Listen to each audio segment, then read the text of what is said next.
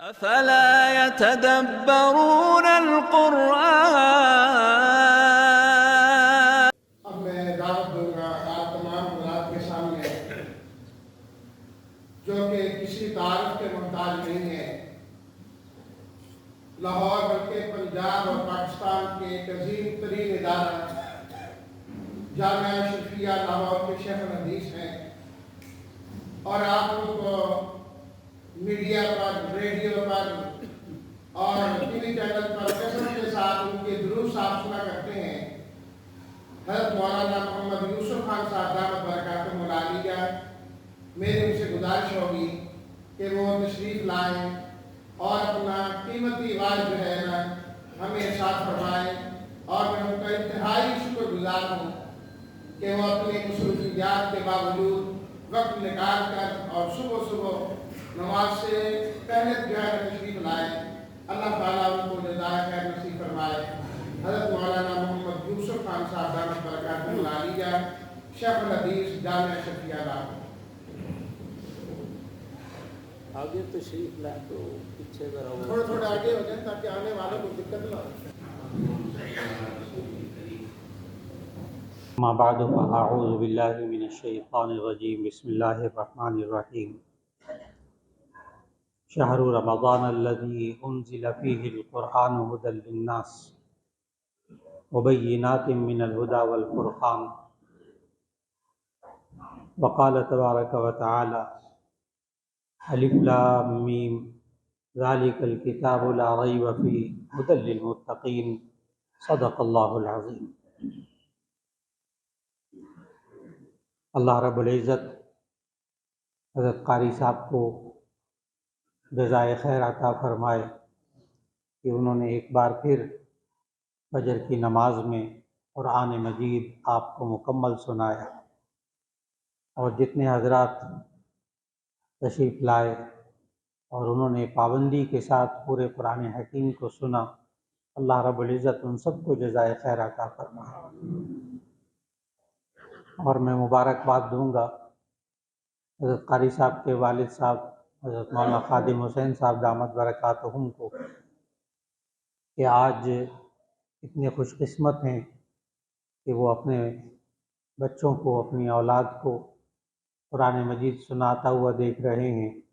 یہ ان حضرات کی محنتیں ہیں، اور ہم سب کے لیے ایک سبق ہے کہ آج اگر ہم اپنی اولاد کو دعا مانگتے اپنی اولاد کے لیے کہ یا اللہ ہماری اولاد کو ہدایت نصیب فرما، ہمیں ہدایت نصیب فرما، تو اس کا صرف اور صرف ایک راستہ ہے کہ وہ ہم اپنی اولاد کو اور ہم اپنے آپ کو اس کتاب ہدایت کے ساتھ جوڑ لیں، اور کوئی راستہ نہیں ہے اس وقت۔ اللہ رب العزت ان کے والد صاحب کو جزائے خیر عطا فرمائے، اور خاص طور پر یہاں آج 3 مشائخ ایسے تشریف فرما ہیں جن سے میرا تعلق تقریباً 47 سال پرانا تعلق ہے، نصف صدی ہو گئی۔ ان میں سب سے پہلے تو حضرت مولانا خلیل الرحمن حقانی صاحب دامت برکاتہم، شیخ الحدیث و تفسیر، پھر ان کے بعد شیخ الحدیث و تفسیر حضرت مولانا عاشق حسین صاحب دامت برکاتہم، اور تیسرے قاری صاحب کے والد صاحب حضرت مولانا خادم حسین صاحب دامت برکاتہم۔ ان تینوں حضرات سے تقریباً 47 سال کا تعلق۔ اللہ تعالیٰ ان کی عمروں میں برکت نصیب فرمائے، اور یہ تینوں حضرات وہ ہیں جنہوں نے قرآن و سنت کے لیے اپنی زندگیاں وقف کری۔ جو نبی صلی اللہ علیہ وسلم نے ارشاد فرمایا کہ ترکت فیکم امرین لن تضلوا بعدی ان تمسکتم بہما، کہ میں تمہارے درمیان 2 چیزیں چھوڑ کر جا رہا ہوں، اگر تم ان کو مضبوطی سے پکڑے رکھو گے لن تضلوا بعدی، تو تم میرے بعد ہرگز گمراہ نہیں ہوگے۔ کتاب اللہ و سنت رسولہ، ایک کتاب اللہ و سنتی، میری سنت یعنی رسول اللہ صلی اللہ علیہ وسلم کی سنت۔ تو کتاب اللہ اور سنت رسول اللہ صلی اللہ علیہ وسلم کو مضبوطی سے تھامے رکھا تو ایسی صورت میں یہ انسان ہرگز گمراہ نہیں ہوگا۔ یہ گارنٹی دی ہے، ضمانت دی ہے نبی کریم صلی اللہ علیہ وسلم۔ آج ہمارا بہت بڑا سوال بھی ہے کہ ہم کیسے اپنے آپ کو اور اپنی نئی نسل کو گمراہی سے کیسے بچائیں۔ بہت بڑا سوال ہے لوگوں کے ذہنوں میں۔ اس کا صرف اور صرف ایک جواب ہے کہ اپنی نسل کو، نوجوان بچے اور بچیوں کو خود ہم اپنے آپ کو قرآن و سنت کے ساتھ جوڑے رکھیں، اللہ انشاءاللہ گمراہ نہیں ہونے دے گا۔ اور جب بندہ گمراہ نہیں ہوتا تو پھر کیوں نہیں ہوتا؟ کیا ہوتی ہے چیز؟ اس کے پاس ہدایت ہوتی ہے۔ ہدایت کی جو ضد ہے، ہدایت کا جو اپوزٹ ہے، وہ ہے گمراہی، اور گمراہی کا ضد، اس کا اپوزٹ، اس کی ضد ہدایت۔ اور اللہ رب العزت نے ابھی ایک مہینہ قرآن حکیم جس میں نازل ہوا، رمضان کا مہینہ وہ آنے والا ہے، اس کے بارے میں آیت اللہ نے پڑھنے کی توفیق عطا فرمائی۔ شہر رمضان الذی انزل فیہ القرآن ھدی للناس، کہ رمضان کا مہینہ وہ مہینہ ہے جس میں اللہ نے قرآن حکیم کو نازل کیا، ھدی للناس، یہ پوری انسانیت کے لیے ہدایت ہے۔ اور ایک اور آیت جو کہ آج الحمدللہ حضرت قاری صاحب نے فجر کی دوسری رکعت میں پڑھی، الف لام میم ذالک الکتاب لا ریب فیہ ھدی للمتقین، یہ کتاب جس میں کوئی شک نہیں، یہ پرہیزگاروں کے لیے ہدایت ہے۔ اب یہ دو آیتیں ماشاءاللہ مفسرین یہاں تشریف فرما ہے، ان حضرات کو سب معلوم کہ یہ قرآن متقین کے لیے صرف ہدایت ہے، پرہیزگاروں کے لیے ہدایت ہے، یا غیر مسلموں کافروں کے لیے بھی ہدایت ہے؟ تو اس کے لیے دوسری آیت آپ کے ذہن میں آ گئی، شہر رمضان الذی انزل فیہ القرآن ھدی للناس، پوری انسانیت کے لیے ہدایت ہے۔ یہ قرآن پوری انسانیت کے لیے، ہر انسان کے لیے ہدایت ہے، چاہے کافر ہو چاہے مسلمان ہو۔ یہ غیر مسلموں کے لیے بھی ہدایت ہے۔ اور دوسری آیت جو سورہ بقرہ کی ابتدائی آیات، ھدی للمتقین ذالک الکتاب لا ریب فیہ ھدی للمتقین، یہ کتاب جس میں کوئی شک نہیں، یہ پرہیزگاروں کے لیے ہدایت ہے۔ اب آپ کے ذہن میں ایک سوال آ گیا ہوگا، ایک اشکال آ گیا ہوگا۔ ایک طرف اللہ کہتا ہے یہ پوری انسانیت کے لیے ہدایت ہے، ایک طرف اللہ فرما رہا ہے کہ نہیں، یہ صرف متقین کے لیے ہدایت ہے۔ اس بات کو سمجھیں گے تو آپ کو ایک اور سوال کا جواب ملے گا جو بہت سے ذہنوں میں آج سوال موجود ہے، کہ جب ہمارے پاس قرآن بھی موجود ہے اور سنت بھی موجود ہے، تو پھر جب موجود ہے تو لوگ گمراہ کیوں ہوتے ہیں؟ جب قرآن ہے تو پھر اس کے باوجود لوگ کیوں گمراہ ہوتے ہیں؟ اس سوال کا جواب بھی آپ کو اسی میں ملے گا انشاءاللہ۔ اس لیے کہ مفسرین نے ان دونوں آیتوں کی تفسیر کرتے ہوئے کہ یہ ھدی للمتقین ہے یا ھدی للناس ہے، یہ پوری انسانیت کے لیے ہدایت ہے یا صرف پرہیزگاروں کے لیے ہدایت ہے، اس کا جواب دیتے ہوئے فرمایا کہ اصل میں ہدایت کے دو مطلب ہیں۔ ہدایت کا ایک مطلب ہے اراءۃ الطریق، راستہ دکھانا، اور ایک ہدایت کا مطلب ہے ایصال الی المطلوب، منزل تک پہنچانا۔ میں ذرا آسان کر دوں اس کو تاکہ بات سمجھ میں آئے، پھر ہمیں یہ بھی سمجھ میں آئے گا جب ہم یہ دعا کرتے ہیں نا، یا اللہ ہماری اولاد کو ہدایت دے، یا اللہ ہمیں ہدایت دے، یا اللہ فلاں کو ہدایت دے، اس کا مطلب کیا ہوتا ہے؟ کہ ہدایت کے دو مطلب، ایک ہے اراءۃ الطریق، راستہ دکھانا، اور ایک ہدایت کا مطلب ہے ایصال الی المطلوب، منزل تک پہنچانا۔ آپ سے کسی صاحب نے پوچھا کہ آج قرآن مجید مکمل ہو رہا ہے، وہاں ہم نے جانا ہے، بیان بھی ہے طیبہ مسجد میں، یہ کہاں ہے؟ تو ان صاحب نے وہیں کھڑے کھڑے بتا دیا، یا آپ وحدت روڈ پہ جائیں، پھر سامنے جائیں، پھر یوں دائیں مڑیں بائیں مڑیں تو سامنے آپ کو طیبہ مسجد نظر آئے گی۔ ان صاحب نے آپ کو طیبہ مسجد کی کیا دی ہے؟ ہدایت۔ راستہ دکھایا، راستہ دکھایا طیبہ مسجد۔ اور دوسری صورت کیا کہ ان صاحب نے پوچھا کہ جی وہ میں نے مسجد میں جانا ہے، آج وہاں قرآن مجید مکمل ہو رہا ہے تو مجھے راستہ ذرا بتا دیں۔ کہنے لگے آئیے میں بھی وہیں جا رہا ہوں۔ وہ ساتھ ساتھ چلے، آ کے مسجد کے گیٹ پہ آ کر کہتے ہیں یہ ہے وہ مسجد جہاں آج قرآن مجید مکمل ہو رہا ہے۔ انہوں نے بھی اس کی ہدایت دی، لیکن کیا کیا؟ منزل تک پہنچایا،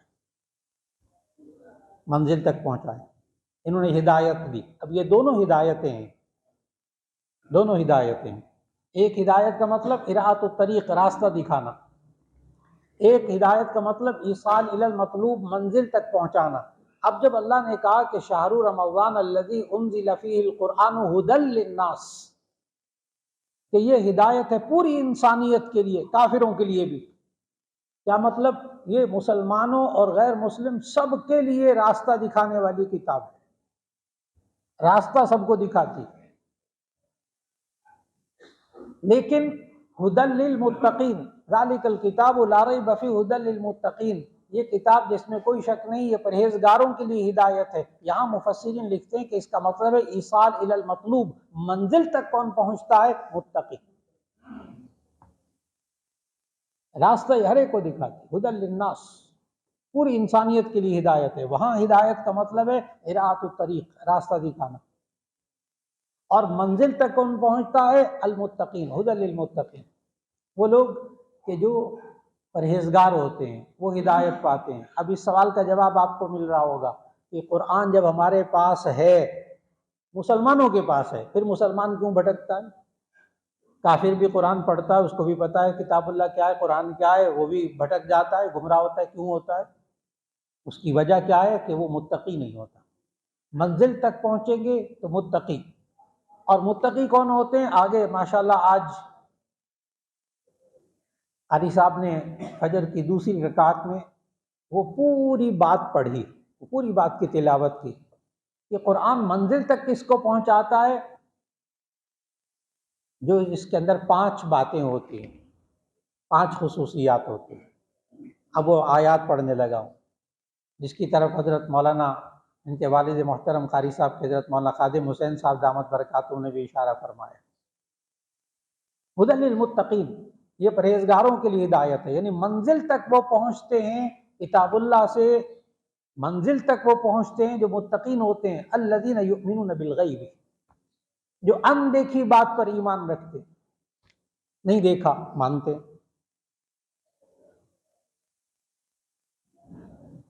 اللہ کو نہیں دیکھا مانتے، فرشتوں کو نہیں دیکھا مانتے، جنات کو نہیں دیکھا مانتے، سورۃ الجن قرآن میں۔ جنت کو نہیں دیکھا مانتے ہیں، جہنم کو نہیں دیکھا مانتے ہیں، پل صراط کو نہیں دیکھا مانتے ہیں۔ ابھی میں نے مختصر سی بات بتائی، الذین یؤمنون بالغیب، یہ قرآن منزل تک ان لوگوں کو پہنچاتا ہے جو کہ اندیکھی بات پر ایمان رکھتے ہیں۔ یہ ہمارے جو مستشرقین ہوتے ہیں، جو یورپی مغربی مفکرین غیر مسلم جو اسلام کے بارے میں ریسرچ کرتے ہیں، وہ ہم مسلمانوں کو ایک الزام بھی دیتے ہیں۔ انہوں نے اپنی کتابوں میں لکھا ہے کہ یہ مسلمان جو ہے ان کا بلائنڈ فیتھ ہوتا ہے، اندھا ایمان، اندھا یقین ہوتا ہے ان کے، دیکھتے ہیں نہیں مانتے ہیں۔ ابھی میں نے بتایا اللہ کو نہیں دیکھا مانتے ہیں، فرشتوں کو نہیں دیکھا مانتے ہیں، جنت جہنم کو نہیں دیکھا مانتے ہیں۔ تو اس پر انہوں نے یہ الزام لگایا مسلمانوں پر کہ یہ مسلمانوں کا بلائنڈ فیتھ ہوتا ہے، اندھا ایمان ہوتا ہے۔ اس کا جواب یاد رکھ لیجئے گا کہ جی ہاں، الذین یؤمنون بالغیب، مسلمانوں کا بلائنڈ فیتھ ہوتا ہے، اندیکھی بات پر مسلمان یقین کرتا ہے۔ لیکن بڑے غور سے سنیے گا، مسلمان یہ بھی دیکھتا ہے کہہ کون رہا ہے، مسلمان یہ بھی دیکھتا ہے کہہ کون رہا ہے۔ مسلمان ہر سنی سنائی بات پر، ہر افواہ پر یقین نہیں کرتا۔ کوئی گھڑی بھی روایت، کوئی گھڑی بھی حدیث آ گئی، اس پر بھی عمل ہو رہا ہے، نہ مسلمان اس پر ایسا نہیں، مسلمان تو بڑے غور سے دیکھتا ہے۔ والذین اذا ذکروا بآیات ربہم لم یخروا علیہا صما وعمیانا، اندھا اور بہرا ہو کے جب اس کے سامنے اس کے رب کی آیتیں پڑھی جاتی ہیں تو یہ اندھا بہرا ہو کر نہیں گر پڑتا۔ مسلمان یہ بھی دیکھتا ہے کہ کون رہا ہے۔ اس کی میں آسان سی مثال دوں، ایک ادارے کے اندر، اسکول کے اندر، مدرسے کے اندر ایک طالب علم کہتا ہے کل چھٹی ہے، ایک استاد کہتا ہے کل چھٹی ہے، اور ایک وہاں کے محتمم صاحب جو پرنسپل ہیں وہ کہتے ہیں کل چھٹی ہے۔ تینوں کی باتوں میں فرق ہے۔ ممکن ہے طالب علم نے کہہ دیا، غلطی لگ گئی اس کو، جھوٹ بول رہا بیچارہ۔ استاد نے کہہ دیا، ممکن ہے انہیں نوٹیفیکیشن پڑھا ہو لیکن تاریخ بھی آگے پیچھے ذہن میں ہو گئی۔ لیکن اگر وہ محتمم صاحب، پرنسپل صاحب کہتے ہیں کل چھٹی ہے تو بات ہی ختم ہو گئی، شک کی گنجائش ہی نہیں۔ آج سمجھنے کی ضرورت ہے، مسلمان الذین یؤمنون بالغیب، اس قرآن سے ہدایت کون پائے گا؟ جو اندیکھی بات پر ایمان رکھتا ہے، جو اللہ اور اس کے رسول صلی اللہ علیہ وسلم نے کہہ دی مانتے ہیں، چاہے عقل میں نہ آئے، چاہے عقل میں نہ آئے، مانتے ہیں۔ بالکل اس طرح جیسے کہ معراج کے موقع پر نبی صلی اللہ علیہ وسلم جب تشریف لائے تو سارے سردار قریش کے جمع ہو گئے، انہوں نے سوالات شروع کر دیے مسجد اقصیٰ کے بارے میں، مختصر عرض کرنے لگا ہوں۔ وہاں ابو جہل بھی تھا، سارے سوالات کیے کہ جی وہ مسجد اقصیٰ کی کھڑکیاں کتنی، دروازے کتنے، اور سارے نبی صلی اللہ علیہ وسلم نے جوابات دیے، بخاری شریف کی پوری حدیث موجود۔ اچھا، یہ ابو جہل باہر نکلا، یہ بھی سردار تھا اپنے قبیلے کا، یہ جناب باہر جب نکلا تو سامنے حضرت ابو بکر رضی اللہ تعالیٰ عنہ آ رہے تھے۔ ابو جہل نے کہا کہ کوئی راتوں رات مسجد حرام سے مسجد اقصیٰ تک جا سکتا ہے، واپس آ سکتا ہے؟ ابو بکر نے کہا نہیں۔ ابو جہل کہنے لگا کوئی راتوں رات مسجد اقصیٰ سے زمین سے آسمانوں تک، ساتوں آسمانوں سے ہو کر واپس آ سکتا ہے؟ ابو بکر نے کہا نہیں۔ ابو جہل کہنے لگا تمہارا نبی یہ کہہ رہا ہے۔ حضرت ابو بکر نے وہیں کھڑے کھڑے کہا کہ میں ایمان لاتا ہوں کہ وہ گئے، جس میں اثر کے ساتھ گئے۔ اس پر حضرت ابو بکر رضی اللہ تعالیٰ عنہ کو صدیق کا لقب ملا۔ آپ نام لیتے ہیں حضرت ابو بکر صدیق رضی اللہ تعالیٰ عنہ، عقل میں آئے یا نہ آئے، نبی نے کہہ دیا مانتے، بات ختم ہو گئی۔ الذین یؤمنون بالغیب، کون لوگ قرآن سے ہدایت پائیں گے؟ الذین یؤمنون بالغیب، جو اندیکھی بات پر ایمان رکھیں۔ نمبر 2، وَيُقِيمُونَ الصَّلَاةَ، نماز قائم کریں، وَيُقِيمُونَ الصَّلَاةَ، نماز قائم کریں۔ بہت اچھی طرح کھل کر بات کروں گا، چاہے کتنی کتابیں لکھ ڈالے بندہ، کتنا بڑا مفکر بن جائے، کتنا بڑا مصلح بن جائے، کتنے فلاحی کام کرتا ہو، لیکن نماز 5 وقت نہ پڑھتا ہو، قرآن یہ کہتا ہے کہ وہ ہدایت اس نے نہیں پائی، یہ منزل تک نہیں پہنچے گا۔ بہت عجیب بات عرض کر رہا ہوں۔ وَيُقِيمُونَ الصَّلَاةَ، اس کتاب سے ہدایت وہ پائے گا جو نماز پڑھتا ہو، منزل تک وہ پہنچتا ہو جو نماز پڑھتا ہو۔ میں وجہ بتا رہا ہوں کہ آج قرآن ہوتے ہوئے، باوجود قرآن ہوتے ہوئے ہماری نئی نسلیں گمراہ کیوں ہو رہی ہیں؟ نمبر 1، ایمان میں کمزوری، اس ایمان پر محنت کیجیے خوب، الذین یؤمنون بالغیب۔ نمبر 2، وَيُقِيمُونَ الصَّلَاةَ، اس نئی نسل کو نماز پڑھنے کا عادی بنائیے، نہیں پائے گی یہ گمراہی، اس سے بچت کبھی نہیں پائے گی، یہ گمراہی سے نہیں بچ پائے گی۔ کب پائے گی گمراہی سے بچت؟ وَيُقِيمُونَ الصَّلَاةَ، نماز قائم کریں۔ نمبر 3، وَمِمَّا رَزَقْنَاهُمْ يُنْفِقُونَ، اس میں سے جو اللہ نے ان کو دیا ہے وہ اس میں سے خرچ کریں، حلال طریقے سے کمائیں، حلال طریقے سے خرچ کریں، زکوٰۃ ادا کریں، جو فرض ادا کر خرچ ہے کرنا وہ فرض ادا کریں، جو سنت ہے وہ سنت، جو واجب ہے واجب خرچ کریں جو اللہ نے عطا کیا ہے۔ اس پر انشاءاللہ یہ بندہ ہدایت پائے گا۔ اور پھر والذین یؤمنون بما انزل الیک وما انزل من قبلک، وہ لوگ کہ جو آسمانی کتابوں پر یقین رکھتے ہوں اور اس کتاب پر جو آپ کی طرف نازل کی گئی، اللہ کی کتاب قرآن حکیم پر ایمان رکھتے ہیں، اس کو مانتے ہوں، اس کو مانتے ہوں، صرف جانتے نہ ہوں، یؤمنون، مانتے ہوں، قرآن حکیم کی تفسیر بھی جانتا ہے، ترجمہ بھی جانتا ہے۔ جی بڑے بڑے یہودی یہ اس قرآن کے بڑے بڑے عالم ہیں، ہاں بہت اچھی طرح تفسیر جانتے ہیں وہ، لیکن جانتے ہیں نا، مانتے نہیں ہیں۔ خالی جاننا کافی نہیں ہے، خالی مطالعہ کرنا کافی نہیں ہے، جی میں قرآن کو بہت اچھی طرح سمجھتا ہوں، میں نے تفسیر پڑھی ہے اور میرا بڑا مطالعہ ہے قرآن کا۔ جی آپ جانتے ہیں قرآن کو، لیکن ماننا پڑے گا، ماننا پڑے گا۔ قرآن کتاب ہدایت کب بنے گی؟ جب یہ مانے گا۔ صرف جاننا، ایم اے اسلامیات کر لیا ماشاءاللہ اور بڑھ ترجمہ کرنا آ گیا، بہت اچھا ہے، اللہ مبارک فرمائے، یہ بھی بیکار نہیں ہوگا، لیکن ابھی ہدایت نہیں پائیں گے جب تک اس کو مانیں گے نہیں۔ نمبر 5، آخری چیز، وبالآخرۃ هم یوقنون، یہ آخرت پر یقین رکھتے ہیں۔ وبالآخرۃ هم یوقنون، آخرت پر، عقیدہ آخرت کیا؟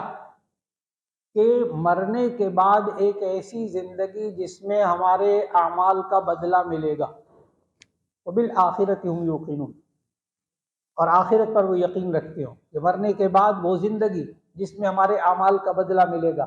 آج انسان کا عقیدہ آخرت پر پکا یقین ہو، یہ انسان بندہ بن کے زندگی گزارے گا، یہ بندہ بن کے زندگی گزارے گا۔ خوف خدا، آخرت کا ڈر، میرے اعمال کا جواب مجھے دینا پڑے گا، اگر گناہ ہوں گے ان سے توبہ اور استغفار کر لوں گا تو جان چھوٹ جائے گی، حقوق العباد ہوں گے تو ان کو ادا کر دوں گا، جان چھوٹ جائے گی میری، اور اگر نہیں ادا کروں گا آخرت میں میری پکڑ ہوگی۔ وبالآخرۃ هم یوقنون۔ آگے آخری آیت، اولئک علی ھدی من ربہم واولئک هم المفلحون، یہی وہ لوگ ہیں جو اپنے رب کی طرف سے ہدایت پر ہیں، اور یہی وہ لوگ ہیں جو کامیاب ہوں۔ معلوم ہوا ہدایت کیا چیز؟ آج کی نشست میں صرف اتنی سی گزارش کی ہے، یہ قرآن کتاب ہدایت، یہ راستہ دکھاتا ہے ہر ایک کو، منزل تک کون پہنچتا ہے؟ جو اللہ تعالیٰ کے ان احکام پر عمل کرتا ہے۔ اللہ رب العزت ہمیں قرآن مجید کے ساتھ تعلق رکھنے کی توفیق عطا فرمائے، اور پھر ایک دفعہ پھر مبارکباد دوں گا کہ گہرا تعلق ہے ان حضرات کا جو کہ پابندی کے ساتھ یا فجر کی نماز میں آ کے قرآن مجید سنتے رہے۔ اللہ تعالیٰ ایک ایک کو جزائے خیر عطا فرمائے۔ اللہ رب العزت ہم سب کو قرآن مجید کی پابندی سے تلاوت کرنے کی توفیق عطا فرمائے، قرآن حکیم کو سمجھنے کی توفیق عطا فرمائے، قرآن حکیم پر عمل کرنے کی توفیق عطا فرمائے، اور قرآن حکیم کے اس پیغام کو لوگوں تک پہنچانے کی توفیق عطا فرما دے۔ وآخر دعوانا ان الحمد للہ رب العالمین۔